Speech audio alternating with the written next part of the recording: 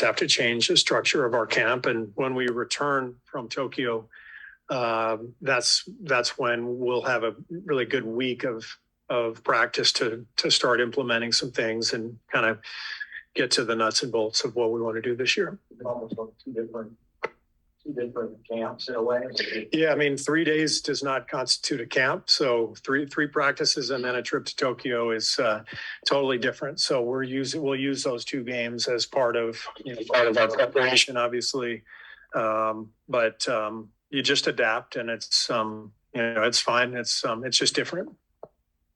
Steve, I think you said that you liked the work that Jonathan Kuminga put in the offseason. What exactly were you hoping to see from him specifically work on in the offseason?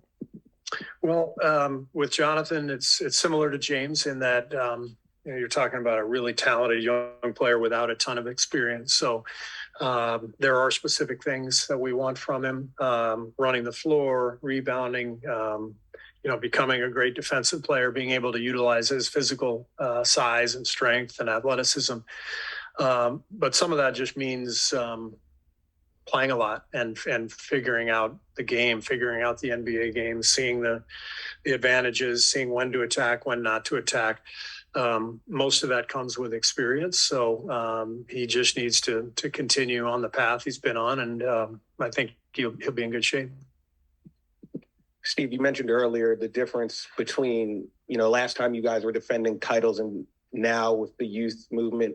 During that run of 5 straight, for the most part, you guys were viewed as overwhelming favorites. We know, obviously, you got to go and show up. How do you view this team, obviously, knowing what you did last year, but knowing you guys have some youth and just the rest of the NBA and who else is in the conference, in the league, heading into camp? What do you see for this team, and how do you feel like you're viewed going into the year? Well, I think last year we were hoping to be in the mix, and we thought we would, but we weren't sure. But obviously winning the title and returning, our top 6 guys, we feel really good about being in the mix now. We're back in it, but there's a lot of teams that are right in it, and the league is super competitive. I think the West has gotten even stronger. There's a lot of competition out there, and so we're one of the teams that is in the mix, and that's exciting. But we got to start over. It doesn't just automatically happen from one year to the next. So we got a lot of work. What have you thought about Moses Moody and Jordan Poole's offseason, and what are kind of your expectations for them heading into Moses camp? And Poole and Jordan? Well, Jordan really established himself last year, as a really good NBA player. So for him, it's now about getting better defensively, more consistent defensively, to become. For Moses, it's about taking the next step and earning a spot in the rotation. Last year, he was on the fringe, and as a rookie, that's usually how it works. But Moses has a great shot right now to really take a spot in the rotation and make himself a really big part of this year's team. You had very flexible starting lineups in the playoffs throughout. Kind of re-enter the season, especially after the finals, with what seems like a pretty secure starting 5. Jordan, I guess 6th man. I mean, is that how you're viewing it? Like, you have your starting 5, Jordan is your best bench player, or can you see in certain matchups Jordan starting, you're going small, that type of thing? I mean, I think the only way I'm looking at it right now is that our top 6 are really clear, but like last year, there will undoubtedly be injuries and things are going to happen, and our lineup will change based on circumstance. But those 6 guys are going to play at a time. It's too hard to say right now. Are we going to start the exact same way every single game? We got to see how it all shakes out. But I think what's really more of the story is what happens after those 6. We know those guys are all going to play at a time.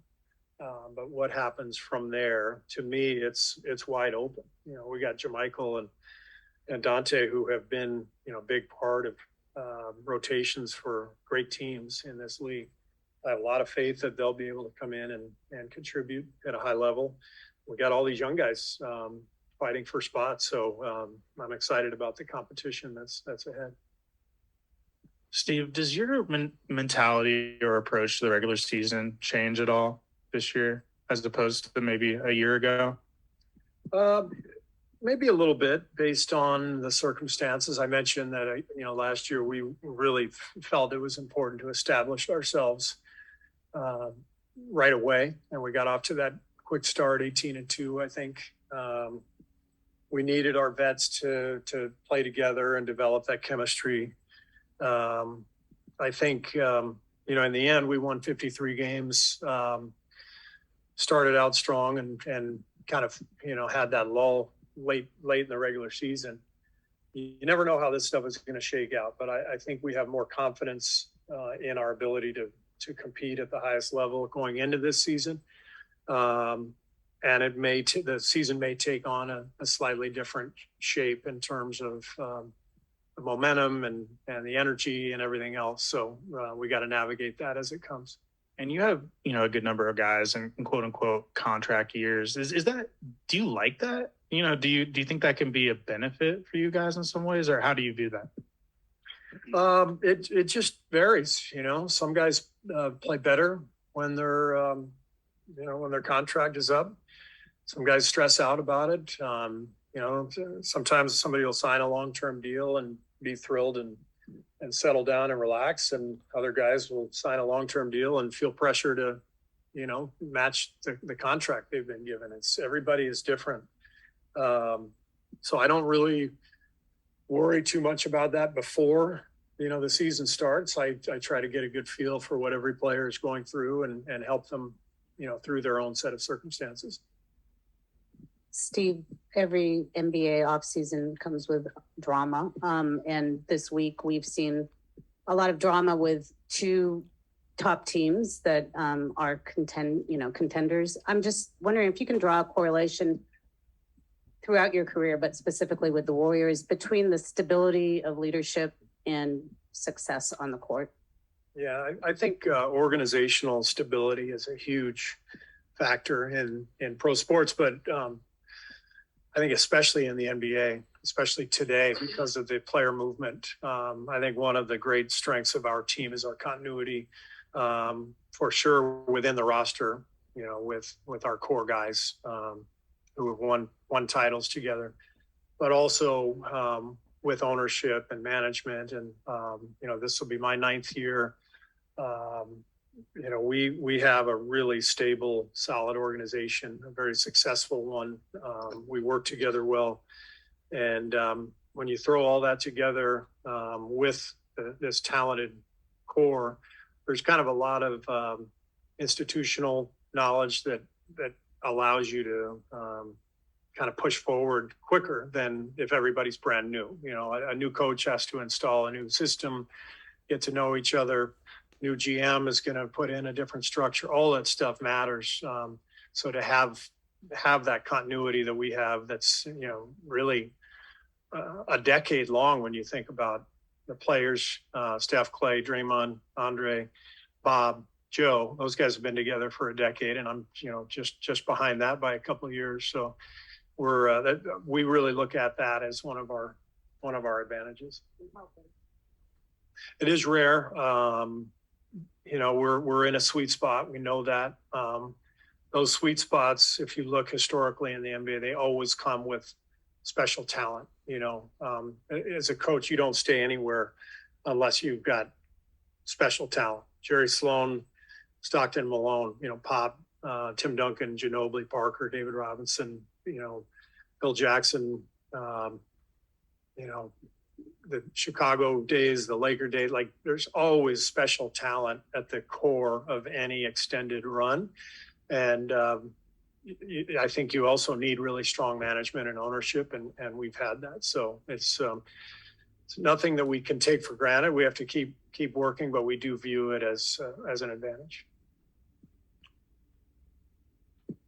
Steve, with your 3 vets, Steph, Klay, and Draymond, usually you keep those guys in the mid-30s, so to speak, per games, minutes-wise.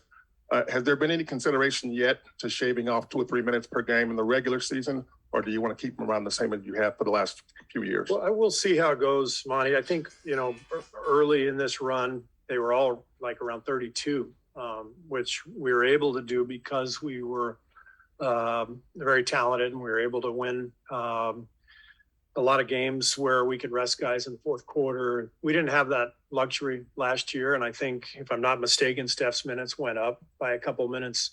I think all that stuff matters. It'd be great if we could limit some minutes and be able to have guys really ready and physically and a great place going into the playoffs. But you got to get there. And every season's different and you have to read it as it goes. So we'll see.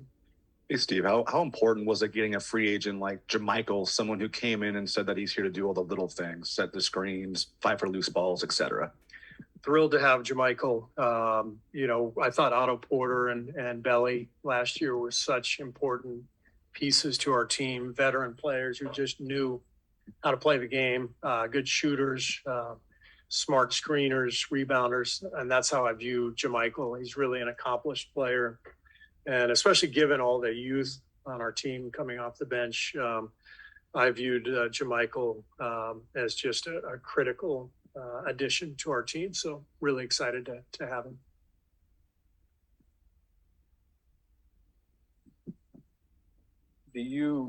There's some staff changes, you're going through some coaching staff changes. Do you expect that to be pretty smooth process, or is it going to take some time to work out responsibilities and just everything like that?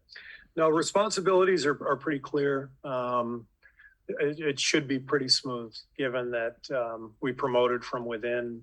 We just changed some roles a little bit, but we still have the chemistry, that we had a year ago.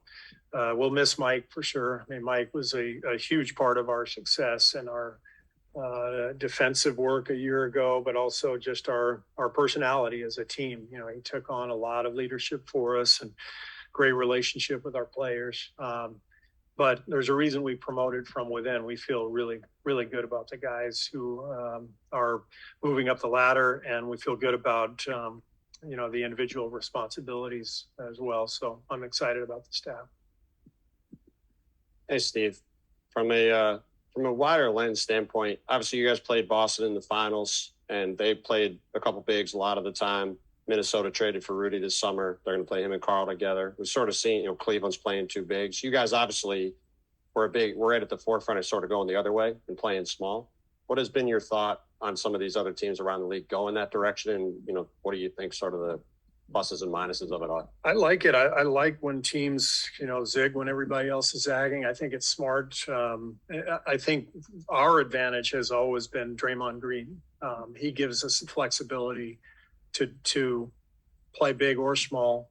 And sometimes we accomplish the small part even playing big because he's so smart. And I think Loon has now entered that conversation too. You think back to the finals, we played Loon and Draymond together a lot. And what we lost in terms of spacing, we more than made up for in terms of intelligence, hidden handbacks, screening. We were able to generate plenty of offense, and then at the other end, put our best defensive lineup on the floor. So we've been lucky just because of our versatility on our roster with multiple guys, but particularly with Draymond. And as other teams, play bigger or really stretch you out and go smaller, we always feel like we can adapt either way because of Draymond mainly. But like I said, I think Loon is part of that too. Not to mention, Wiggs, who can guard multiple spots, Klay Thompson. So we've been blessed to have a great flexible roster. What do you think James missed specifically by missing 2 training camps? He missed both of his camps. And what do you think he'll gain just in this next 2-week period where you guys are installing and everything that comes with training camp? I think, what James missed between, 2 training camps and 2 summer leagues too, is just, all the foundational stuff that young players need. This is not 30 years ago where, Patrick Ewing plays 4 years, at Georgetown, or Tim Duncan plays 4 years at Wake Forest, and you're getting these big guys who are, ready to roll right away. In a case like James, you got 3 college games and 0 training camps, 0 summer leagues. So now comes the foundational stuff. And so his work ethic is fantastic. His approach, his attitude, he's beloved by his teammates. They're seeing how hard he works. So now it's a matter of experience. He just has to keep playing, and we've got to continue to be patient and allow that development to happen at an organic, natural rate. Steve, the question always been for years, how long Steph Prime going to last? Who can know, don't know. It depends, but practically just watching what he did in the playoffs and watching that he was at his best at the end of the playoffs of a long run. Does that alter your view, or do you think, okay, this really could go on for 3-4 more years, and maybe when most of us are thinking 1-2 at the most? Right. I think with Steph, you have to factor in a lot more besides just the age. You can't just look at his age and go, well, he's only got a year left or 2 years left, because that's traditionally, when players start to fade or whatever. I think of Steve Nash a lot when I think of Steph. I watched Steve in Phoenix play at a really high level till 40. John Stockton did the same thing in Utah. You're talking about athletes who are ferociously committed to their craft, to their body, to their conditioning, every single aspect of Steph's day. He's devoted to being at the top of his game for as long as he can. And you're talking about one of the best athletes in the world. Maybe not by, how high you jump or how fast you are, traditional athletic standpoint, but when you talk about hand-eye and balance and core strength, Steph's one of the greatest athletes on earth. And so all that stuff matters. His ability to keep himself at such a high level, it's not an accident. He's both really, kind of gifted naturally, but also totally committed. And I fully expect him to have a lot more great years. Steve, I know you've addressed the Sarver situation. I'm just wondering there's ownership in sports, all sorts of sports where stuff like this happens and nothing changes. What is it about the NBA that it isn't tolerated to the point where someone will actually sell a team? This is not the first time this has happened, but it seems unique to the NBA that the players can bring pressure and change the narrative. Yeah, it's a good point. I hadn't really thought of that dynamic. Maybe there haven't been similar situations in football and baseball. I haven't really given it much thought. I think some of it is the age that we're in, the era that we're in. Everything is really laid out. Everything is exposed. Everything is laid out there, and then everybody is sort of free to play judge and jury, and just here comes the hammer, and it's really difficult to withstand that sort of barrage of whatever in whatever direction, and we've seen it with happen in a lot of different areas of life. I think not just sports. So I don't really know that the NBA is different, but I'll have to give that one some more thought.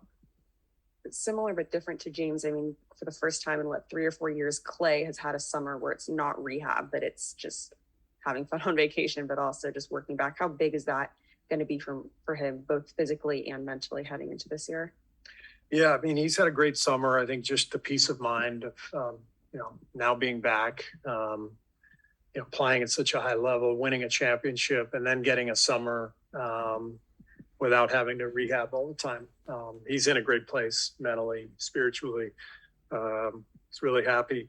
And I know he'll be in a good place just emotionally as he comes into camp. But I think our training staff repeatedly has told him and told us over the last year that he'll be better this year than he was, the second half of last year, just because of the nature of the injury and the rehab. So I expect him to have a big year and be more consistent thought he showed that he was still himself last year, but it was more sporadic. I think it'll be more consistent this year. That's I think we're all sort of anticipating that. Hi, Steve. Jane. Kendra kind of had my same question in mind. So as you reflected on what Klay did come back from over the last couple months of being away, are you still pretty amazed at what he did and to come back after 2.5 years? Yeah. I mean, he had to overcome so much, not only physically, but the devastation of being taken away from the game for 2 straight years and really 2.5. I was so impressed with his defense in the finals. You know, that was a kind of an underrated part of that series. Was as the series went on, he got better and better. He got more and more physical.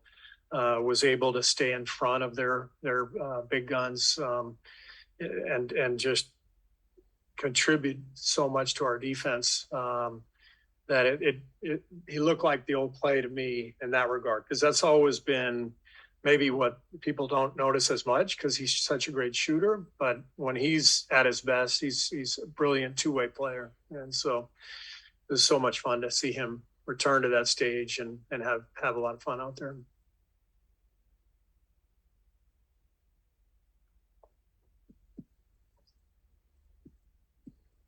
All right. Thank you, guys.